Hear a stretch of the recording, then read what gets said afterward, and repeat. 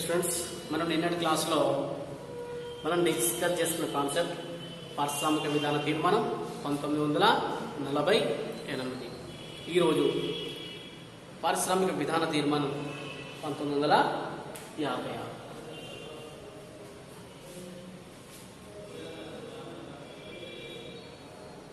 పారిశ్రామిక విధాన తీర్మానం 1956. ఓకే, పారిశ్రామిక విధాన తీర్మానము అంటే మొట్టమొదటిసారిగా స్వాతంత్రం వచ్చిన తర్వాత ఏర్పాటు చేయబడినటువంటి భారత పారిశ్రామిక విధాన తీర్మానం 1948. అయితే ఈ 1948 పారిశ్రామిక విధానం అమల్లోకి వచ్చిన తర్వాత ఆర్థిక రాజకీయ రంగాలలో చాలా మార్పులు రావడం జరిగింది. అయితే ఈ యొక్క వచ్చినటువంటి రాజకీయ మార్పుల ఫలితంగాని ఆర్థిక ఫలితాలు కానీ ఆర్థికపరమైనటువంటి మార్పులు కానీ పూర్తి స్థాయిలో ఇలా పారిశ్రామిక విధాన తీర్మానాన్ని కూడా మార్చవలసి వచ్చింది. అంటే మొట్టమొదటిసారిగా 1948 తర్వాత మనకి 1950వ సంవత్సరంలో మొదటి పంచవర్ష ప్రణాళికను మనం స్టార్ట్ చేయడం జరిగింది. అయితే మొదటి పంచవర్ష ప్రణాళికను చూడండి, ఈ పంచవర్ష ప్రణాళికలు స్టార్ట్ కావడానికి కూడా ప్రధానమైనటువంటి కారణం ఏంటంటే 1948 పారిశ్రామిక విధాన తీర్మానం. అయితే తర్వాత ఈ రెండవ పంచవర్ష ప్రణాళిక ఏదైతే ఉన్నదో 1950 నుంచి దాదాపు 1955 తీసుకుంటే తర్వాత వచ్చినటువంటి కాలంలో మొదటి పంచవర్ష ప్రణాళికలో వ్యవసాయ రంగానికి అధిక ప్రాధాన్యత ఇచ్చారు. తర్వాత మన పారిశ్రామిక రంగానికి అధిక ప్రాధాన్యత ఇవ్వడం జరిగింది. అయితే ఈ ప్రభుత్వ భాగస్వామ్యంతో కూడినటువంటి పెద్ద పెద్ద ఉక్కు సంస్థలు కానీ ఉత్పాదక వస్తువుల పరిశ్రమల వంటి ఎన్నో భారీ పరిశ్రమలు అనేటువంటివి భారతదేశంలో ఏర్పాటు కావడం జరిగింది. ఓకే, దీంతో పాటు ఇక ప్రైవేటు వ్యక్తుల విషయంలో ఇలా ప్రైవేట్ కార్పొరేట్ చేతులలో ఆర్థిక కేంద్రీకరణ ఉంది. ఆర్థిక కేంద్రీకరణ అంటే ఒక్కరి చేతిలోనే ఆర్థిక శక్తి అనేటువంటిది ఉండడం, కానీ మనం ఏం చేయాలి, దీన్ని వికేంద్రీకరణ చేయాలి. సో ఇలా అధీనంలో ఇలా చేయాలంటే కంపల్సరీగా సామ్యవాద భావాలు కలిగినటువంటి ఒక ప్రభుత్వం ఏర్పాటు చేయడం జరిగింది. 1954 డిసెంబర్లో ఒక సామ్యవాద తరహా సమాజాన్ని పార్లమెంటు అనుసరించడం జరిగింది. ఓకేనా, మన సామ్యవాద ఆర్థిక వ్యవస్థ, సామ్యవాద ప్రజాస్వామ్య ఆర్థిక వ్యవస్థ అన్నీ మనం మిళితమై ఉంటాయి. ఓకేనా, సో ఈ యొక్క డిసెంబర్ 1954 ఏదైతే ఉందో ఇక్కడ సామ్యవాద తరహా సమాజాన్ని పార్లమెంట్లో ఏర్పాటు చేసినప్పుడు ఈ యొక్క పరిణామాలను దృష్టిలో ఉంచుకుని ఏం చేసినట్టే ఒక కొత్త పారిశ్రామిక విధానాన్ని ఏప్రిల్ 30, 1956లో ప్రకటించడం జరిగింది. ఓకేనా, ఏప్రిల్ 30, 1956 సంవత్సరంలో ఒక నూతన పారిశ్రామిక విధాన తీర్మానాన్ని భారతదేశంలో ప్రవేశపెట్టడం జరిగింది. అయితే ఈ యొక్క విధాన తీర్మానం పారిశ్రామిక విధాన తీర్మానం 1956 యొక్క ముఖ్యమైనటువంటి లక్షణాలు ఏమేమి ఉన్నాయి. ఓకేనా, అండ్ ఇంకో విషయం 1956లోనే ఇక్కడ మనకున్నటువంటి ఒక జాతీయ బీమా సంస్థ ఏదైతే ఉందో భారతీయ జీవిత బీమా సంస్థ, life insurance corporation of India, so అది కూడా దీన్ని దీన్ని జాతీయకరణ కూడా చేయడం జరిగింది. అయితే 1956లో ఎలాంటి లక్షణాలతో కూడుకున్నటువంటి యొక్క పారిశ్రామిక విధాన తీర్మానాన్ని అమలు చేసిరో ఒక్కసారి మనం చూద్దాం. ఓకేనా, సో ఇందులో ఫస్ట్ వన్ ఏంటి, పరిశ్రమల వర్గీకరణ. అసలు పరిశ్రమలు ఎలా వర్గీకరించారు? పరిశ్రమల వర్గీకరణ, రైట్, పరిశ్రమల వర్గీకరణ. మరి పారిశ్రామిక విధాన తీర్మానంలో ఇక్కడ 3 జాబితాలు తయారు చేయడం జరిగింది. ఓకేనా, 3 జాబితాలు అంటే మనకు ఉన్నటువంటి కేంద్ర జాబితా, రాష్ట్ర జాబితా, ఉమ్మడి జాబితా కదండి. ఓకేనా, మనకి జాబితా ఏ, జాబితా బి, జాబితా సి. ఓకేనా, మనకి ఇలా 3 జాబితాలను వాళ్ళు ఏర్పాటు చేయడం జరిగింది. ఓకేనా, షెడ్యూల్స్ అంటాం వీటిని. ఓకేనా, జాబితా ఏ ఒకటి, ఇందులో ఏంటంట ఏ. సో ఇలా ఏ అని కాకుండా ఒకటం రాద్దాం. ఒకటి ఏంటంట జాబితా ఏ, జాబితా ఏ. ఓకేనా. నెక్స్ట్ రెండవ అంశము జాబితా బి, జాబితా బి. మూడవ అంశము జాబితా సి, జాబితా సి. ఓకే, ఇవి పరిశ్రమల వర్గీకరణ. అంటే 1956 పారిశ్రామిక విధాన తీర్మానం పరిశ్రమలు ఎన్ని రకాలుగా వర్గీకరించింది? 3 రకాలుగా వర్గీకరించింది. ఓకేనా. 3 షెడ్యూల్ రూపంలో, 3 జాబితాల రూపంలో దీన్ని వర్గీకరించింది. మొట్టమొదటిగా మనం జాబితా ఏ అన్నాం, జాబితా బి అన్నాం, జాబితా సి అన్నాం. మరి జాబితా ఏలో ఎన్ని పరిశ్రమలు ఉన్నాయి? 17 పరిశ్రమలు ఉన్నాయండి. జాబితా ఏలో ఎన్ని పరిశ్రమలు అంట? 17 పరిశ్రమలు. రైట్. మరి ఈ 17 పరిశ్రమలో ఒకసారి దీనికి సంబంధించుకుంటే, ఈ 17 పరిశ్రమలో అన్ని ఇప్పుడు కొత్తగా దీనికి అనుసంధానంగా మళ్ళీ కొన్ని యూనిట్లు వస్తాయి కదా. అంటే వచ్చేటువంటి ప్రతి కొత్త యూనిట్, నూతన యూనిట్లను ప్రభుత్వమే స్థాపించాలి. ఇక్కడ వేరే వ్యక్తులు ఎవరు దీన్ని ఇలాంటి పరిశ్రమల్లో స్థాపించడానికి వీలు లేదు. ప్రభుత్వము మాత్రమే ఈ యొక్క సంస్థలను, ఈ యొక్క పరిశ్రమలను స్థాపించాలి. ఎన్ని పరిశ్రమలు ఉన్నాయంటే జాబితా ఏలో 17 పరిశ్రమలు. వీటికి సంబంధించినటువంటి నూతన ఏ యూనిట్ అయినా సరే ఎవరు స్థాపించాలి? ప్రభుత్వమే స్థాపించాలి. ఓకేనా. సో అప్పటికే ప్రైవేట్ రంగంలో ఉన్న ఈ పరిశ్రమల్లో ప్రభుత్వం గుర్తించింది. ఓకేనా. జాతీయకరణ చేసేటప్పుడు ఈ యొక్క అంశంలోకి వచ్చింది. ఓకేనా. సో నెక్స్ట్ జాబితా బి. ఇందులో 12 పరిశ్రమలు ఉన్నాయి. ఎన్ని పరిశ్రమలు ఉన్నాయంటే బిడ్డ? 12. మరి 12 పరిశ్రమలు ఉన్నాయి మరి జాబితా బిలో. మరి ఇందులో ఈ పరిశ్రమలన్నీ భవిష్యత్తులో ఎవరి ఆధీనంలో ఉంటాయి, ఎవరి యొక్క యాజమాన్యంలో ఉంటాయి అంటే మళ్ళీ ఇక్కడ ప్రభుత్వ యాజమాన్యం. మళ్ళీ ముందే చెప్తున్నా, ఈ విధాన తీర్మానం వచ్చిందే సామ్యవాద లక్షణాలతో వచ్చింది. సామ్యవాదం అంటే పూర్తిగా ప్రభుత్వమే అంత బాధ్యత ఉంటుంది, పూర్తిగా ప్రభుత్వం యొక్క నియంత్రణ ఉంటుంది, ప్రభుత్వం యొక్క చొరవ అనేది ఉంటుంది. సో పూర్తిగా ప్రభుత్వం కేంద్రీకృతమైనటువంటి వ్యవస్థ నడుస్తుంది సామ్యవాద ఆర్థిక వ్యవస్థలో. ఓకేనా. సో ఈ యొక్క 12 పరిశ్రమలు ఏవైతే ఉన్నాయో ఇవి భవిష్యత్తులో ప్రస్తుతం ప్రైవేట్ సెక్టార్లో ఉన్నప్పటికీ కూడా భవిష్యత్తులో ప్రభుత్వ యాజమాన్యంలోనే ఉంటాయి. ఓకేనా. ఈ రంగంలో ప్రైవేట్ సంస్థలు ఏం చేయొచ్చు? వాటి యొక్క కృషిని ప్రభుత్వ కృషికి అదనంగా జోడించవచ్చు. ఇందులో ప్రైవేటు వ్యక్తుల యొక్క కృషి ఏదైతే ఉంటుందో ప్రభుత్వానికి అది అదనపు ప్రయోజనంగా ఉంటుంది. సో ఇట్లా జాబితా బిలో 12 పరిశ్రమలు గుర్తించడం జరిగింది. మరి జాబితా సి మిగిలిన పరిశ్రమలు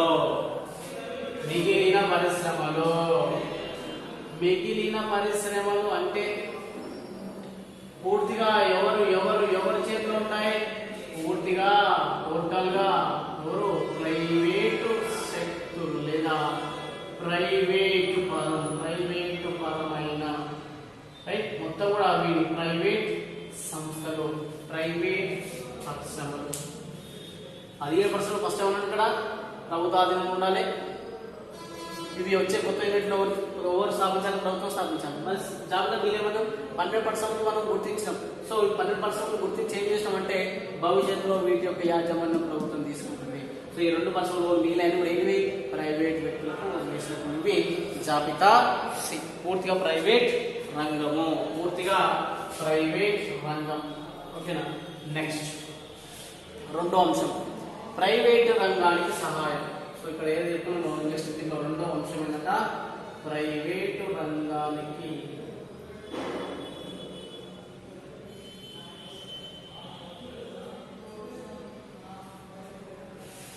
సహాయం. ప్రైవేటు రంగానికి సహాయం ఏంటి సార్?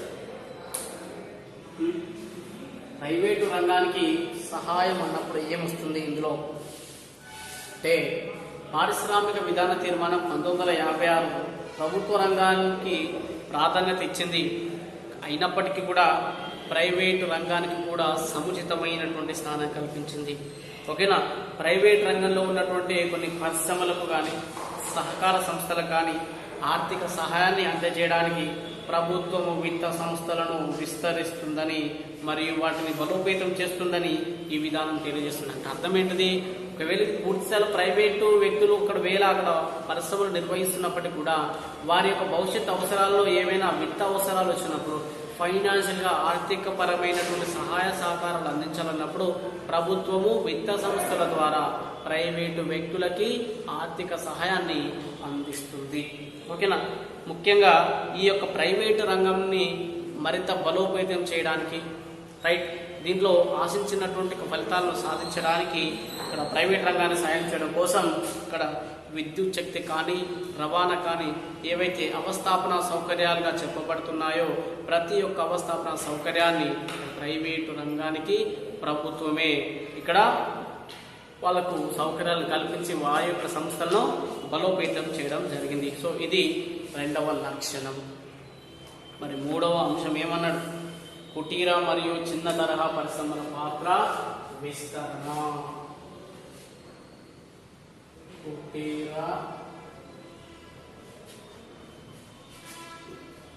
మరియు చిన్న తరహా పరిశ్రమల పాత్ర విస్తరణ. పరిశ్రమల పాత్ర విస్తరణ. చూడండి, కుటీర పరిశ్రమలు లేదా చిన్న తరహా పరిశ్రమలు ఇవి చాలా ముఖ్యమైనటువంటి. ఎందుకంటే మనకి పారిశ్రామిక అభివృద్ధిలో భాగంగా మనం ప్రాంతీయ అసమానతలు తగ్గించాలన్నా ఆదాయ అసమానతలు మనం తగ్గించాలన్నా స్థానికంగా లభ్యమయ్యేటువంటి శ్రామిక శక్తిని పూర్తి స్థాయిలో మానవ శక్తిని వాళ్ళు శ్రామిక శక్తిని వాళ్ళు వనరులను ఉపయోగంలోకి తేవడానికి ఎక్కువగా ఉద్యోగ అవకాశాలను కల్పించడానికి ఈ కుటీర చిన్న తరహా పరిశ్రమలు చాలా ఉపయోగపడుతున్నాయి. ఎందుకు అంటే ఇంతవరకు ఒక అంశం సందర్భంలో వచ్చినప్పుడు చెప్పిన భారీ పరిశ్రమలు తీసుకున్నప్పుడు ఎక్కువగా సాంకేతిక పరిజ్ఞానాన్ని వాడతాయి. ఓకేనా. దీంతోపాటు వాళ్ళు ఎక్కువగా యంత్రాలను యంత్ర పరికరాలను వారి యొక్క ఉత్పత్తి ప్రక్రియలో వాడతారు. అయితే ఈ చిన్న తరహా పరిశ్రమలు ఏంటంటే అంత పెద్ద మొత్తంలో యంత్రాలను కానీ యంత్ర పరికరాలను కానీ సాంకేతిక పరిజ్ఞానాన్ని కానీ వీళ్ళు బేర్ చేయలేరు. అర్థమవుతుందా? సో అంత వీరి యొక్క స్థాయి కాదు. వీరు ఎక్కువగా స్థానికంగా లభ్యమవుతున్నటువంటి ముడి పదార్థాలను తీసుకుంటారు. అక్కడ నిజంగా అక్కడ వాస్తవానికి అక్కడ పనికి ఎవరు దొరికిపోతుంటే స్థానికుల్ని తీసుకొని పోతారు. స్థానికంగా ఉద్యోగ అవకాశాల కల్పన కూడా చిన్న తరహా పరిశ్రమలతో అవుతుంది. సో ఇదే విషయాన్ని నొక్కి వక్కానించింది ఈ యొక్క 1956 పారిశ్రామిక విధానం. కాబట్టి కుటీర చిన్న తరహా పరిశ్రమల వల్ల అత్యధిక సంఖ్యలో మనం ఉద్యోగ అవకాశాలను కల్పించవచ్చు అనే అవకాశం అనేది ఉందని డైరెక్ట్గా చెప్పింది. దీంతో పాటు మనం ఏం చేయాలి? పన్ను రాయితీలను ఏవైతే చిన్న తరహా పరిశ్రమలు ఉన్నాయో ఏవైతే కుటీర పరిశ్రమలు ఉన్నాయో వీటికి పన్ను రాయితీలు ఇవ్వటం అండ్ దీంతో పాటు సబ్సిడీల ద్వారా ఈ యొక్క పరిశ్రమలకి మద్దతు కొనసాగించేటువంటి విధానాన్ని ప్రభుత్వం ప్రకటించడం జరిగింది. సో ఇట్లా ఈ యొక్క చిన్న తరహా కుటీర పరిశ్రమల్ని బాగా ప్రమోట్ చేయడానికి బాగా ప్రోత్సహించడం అనేది జరిగింది ఈ యొక్క విధానం. నెక్స్ట్, వివిధ ప్రాంతాల మధ్య సంతులిత పారిశ్రామిక అభివృద్ధి.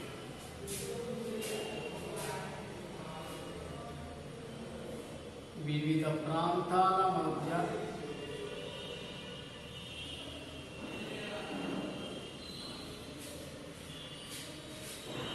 సంతులిత పారిశ్రామిక అభివృద్ధి.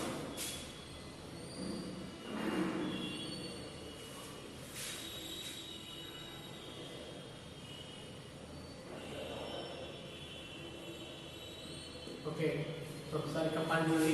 వివిధ ప్రాంతాల మధ్య సంతులిత పారిశ్రామిక అభివృద్ధి అంటే ప్రాంతీయ అసమానతలు తగ్గించడానికి పారిశ్రామిక విధాన తీర్మానం ఎంతో ఉపయోగపడిందని డైరెక్ట్గా చెప్పవచ్చు. ఎందుకంటే పారిశ్రామికంగా వెనుకబడినటువంటి ప్రాంతాలకు అభివృద్ధి అవకాశాలను తీసుకురావడంలో ముఖ్య పాత్ర పోషించింది ఈ యొక్క విధానం.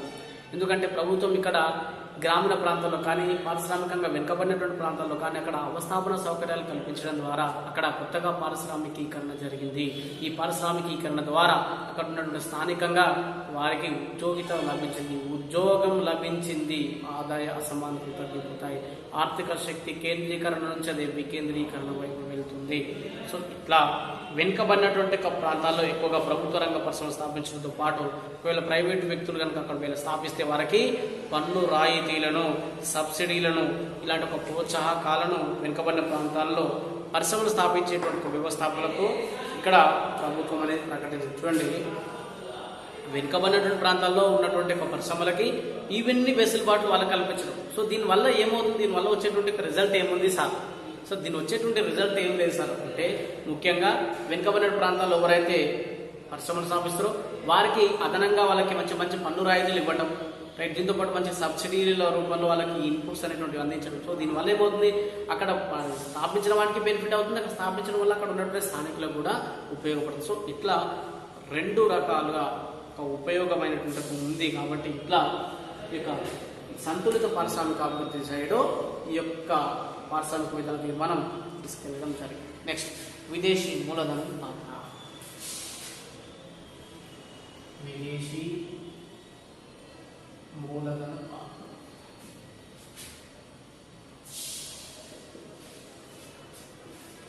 విదేశీ మూలధనం అనేటువంటి చాలా ముఖ్యమైన అంశం. ఎందుకంటే దేశీయ పొదుపుకు విదేశీ మూలధనం ఎలా ఉంటుందంటే మద్దతుగా ఉంటుంది. అంటే ఇది పెట్టుబడి కోసం అధికంగా నిధులు మనం సమకూర్చుకోవడానికి అవకాశం ఉంటుంది.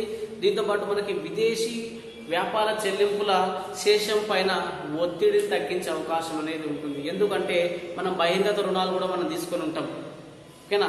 దేశ సరిహద్దు దాటి మనం తీసుకున్న రుణాలు బహిర్గత రుణాలు, ఓకేనా, అంతర్జాతీయ రుణాలు అంటాం. సో అలాంటి వాటిని మనం కట్టాలంటే కంపల్సరీగా విదేశీ వ్యాపార చెల్లింపుల శేషం పైన తీవ్రమైన ఒత్తిడి అనేది ఉంటుంది. సో ఇలాంటి ఒక ఒత్తిడి భారాన్ని తగ్గిస్తుంది ఈ యొక్క విదేశీ మూలధనం, ఓకేనా. ఇప్పుడు ఒకవేళ మనం ఒకసారి చిన్న బేలు చేసుకుందాం. అమెరికా వాడు కానీ ఇండియా వాడు తీసుకున్నప్పుడు ఒకవేళ మన ఇండియన్ ఒకవేళ మనకు 10,000 రూపాయలు ఇస్తే చిన్న వస్తువు వస్తుంది, కానీ అక్కడ 10,000 డాలర్లు ఇస్తే దానికి విలువ ఏమవుతుంది? లేదా మనకి ఒక 1,00,000 రూపాయలు పెట్టుబడి పెడితే వాడి దగ్గర ఇక్కడ వాడు డైరెక్ట్ ఇక్కడ వాడు $1,00,000 వేసి ఇక్కడ మన దగ్గర అవుతుంది 70 లక్షల పెట్టుబడి. అంటే అక్కడ వాని దృష్టిలో తక్కువ మూలధనం అయినప్పటికీ కూడా మన కరెన్సీలోకి వచ్చేసరికి అది పెద్ద మొత్తంలో అవుతుంది. సో ఇక్కడ పెద్ద మొత్తంలో ఒక భారీ తరహా పరిశ్రమలను ఏర్పాటు చేసేటువంటి అవకాశం అనేది మన దగ్గర ఉంటుంది. సో ఇది ఒక అంశంగా మనం చెప్పుకోవచ్చు.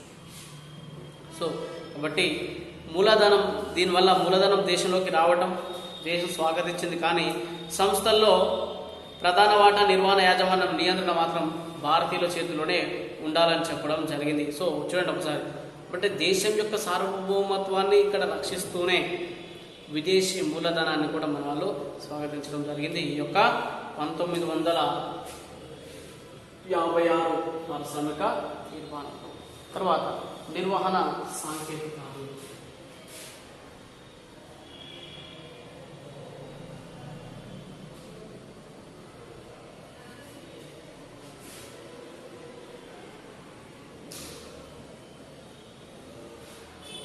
నిర్వహణ సాంకేతిక మరి మొత్తం మీద భారతదేశంలో త్వరితగతిన శీఘ్రగతిన పారిశ్రామికీకరణ కార్యక్రమం మరింత విజయవంతం కావడానికి ఈ యొక్క చట్టం అనేటువంటిది, యొక్క విధాన తీర్మానం అనేటువంటిది ఉపయోగపడుతుంది. ముఖ్యంగా ఎక్కువ మంది నిర్వాహకులకు, అదేవిధంగా సాంకేతిక నిపుణులు ఎవరైతే ఉన్నారో టెక్నికల్ ఎక్స్పర్ట్స్ అని చెప్తాం కదా, సో వాళ్ళందరికీ ఒక డిమాండ్ను సృష్టిస్తుందని చెప్పేసి ఈ యొక్క 1956 పారిశ్రామిక విధాన తీర్మానం పేర్కొనడం జరిగింది. ఎందుకంటే వాటి కోసం మనం ఏం చేయాలి, సంస్థలని మనం స్థాపించాలి, వాటిని బలోపేతం చేయాలి, ప్రభుత్వ సేవలలో కూడా సరైనటువంటి యొక్క నిర్వహణాపరమైన నిపుణులను, సాంకేతిక నిపుణులను నియమించాలని చెప్పేసి ఈ యొక్క విధానం చెప్పింది.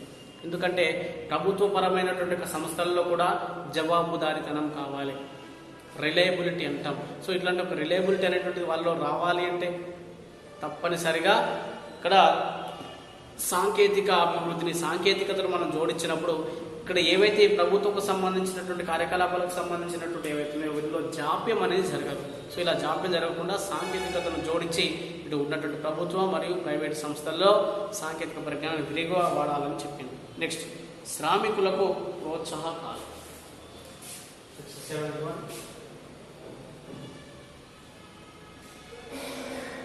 శ్రామికులకు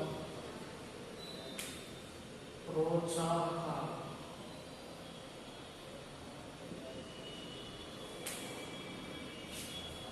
ఈ శ్రామికులకు ప్రోత్సాహం ఎందుకంటే అభివృద్ధి అనేటువంటి ఏదైతే లక్ష్యం అని అనుకుంటుందో ఒక సంస్థ, ఆ సంస్థలో భాగస్వాములుగా ఉన్న వాళ్ళు ఎవరు? శ్రామికులు. మరి ఆ శ్రామికులు పూర్తి స్థాయిలో వాళ్ళ యొక్క శ్రామికులు చేసినటువంటి పని, వారు చేసినటువంటి త్యాగం మాత్రమే ఇవాళ వారి అభివృద్ధి పదం వైపు నడిపించాయి. కాబట్టి ఇలా కార్మికులకు ఎప్పటికప్పుడు వాళ్ళకి ప్రోత్సాహకాలు కల్పించాలి. ప్లస్ అవకాశం ఉన్న చోట శ్రామికులను యజమానులతో కలవాలి. అప్పుడు వారి అభివృద్ధి ప్రక్రియలో మరింత వేగంగా, అదేవిధంగా మరింత ఉత్సాహంగా వాళ్ళు పాల్గొన్న అవకాశం అనేది ఉంటుంది. సో ఇట్లా డైరెక్ట్ మేనేజర్ నుంచి లేబర్ వరకు మంచి డైరెక్ట్ రిలేషన్స్ అనేటువంటివి మెయింటైన్ చేయాలని ఈ యొక్క 1956 నూతన పారిశ్రామిక విధాన తీర్మానం చెప్పడానికి. ఓకేనా, ఇవి ఈ అంశాలు నోట్ చేసుకోండి. రేపు మన యొక్క కొత్త టాపిక్తో మేము ఉంటుంటాం. ఓకేనా, థ్యాంక్ యూ.